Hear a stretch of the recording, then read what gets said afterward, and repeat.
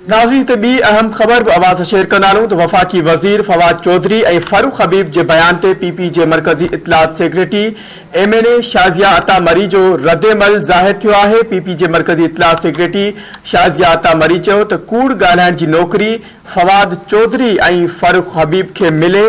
PP MNA चयो तो PP जो समूरो रिकॉर्ड इलेक्शन कमीशन वट मौजूद है।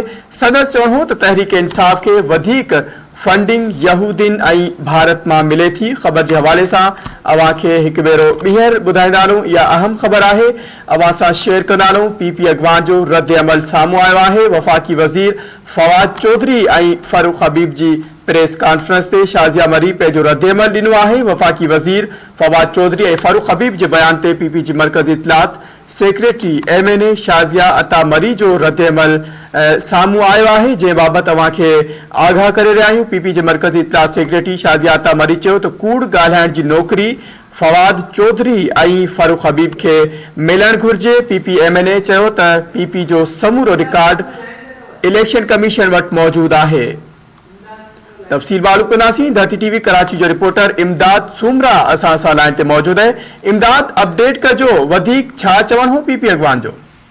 जी बिल्कुल अवां खे ॿुधाईंदा हलूं त पाकिस्तान पीपल्स पार्टी पार्लियामेंट जे मरकज़ी इतलात सेक्रेटरी MNA शाजिया अता मरी कुछ देर अॻु जेको आहे बयान जारी कंदे फवाद चौधरी ऐं फारूक हबीब जी जेको आहे प्रेस कॉन्फ्रेंस रद्द अमल ॾींदे चयो आहे त इन्हनि जो कमु रुॻो कूड़ ॻाल्हाइण आहे ऐं पीपल्स पार्टीअ जो समूरो रिकॉर्ड इलेक्शन कमीशन वट जेको आहे उहो मौजूद है। जिन त PTI परॾेही गैर कानूनी फंड केस का मुस्तकिल फरार थी रही है। शाजिया मरी जेको आहे वफाकी काबीना जे वज़ीरनि जी प्रेस कॉन्फ्रेंस ते वधीक रद्द अमल खां पोइ बयान में ॼाणायो आहे त ही बयान जेको आहे वधीक ख़तरनाक जेको आहे हिनजी जेको आहे प्रेस कॉन्फ्रेंस जेका कई आहे इहा जेको आहे सो हिकु कूड़ ते मुबनी आहे। PTI खे सभिनी खां वधीक फंडिंग हिंदुस्तान ऐं ॿियनि मुल्कनि सां कई ऐं इमरान खान शौकत खान अस्पताल लाइ मिलंदड़ फंड PTI जे नाले ते चेक ज़रिए वसूल कया।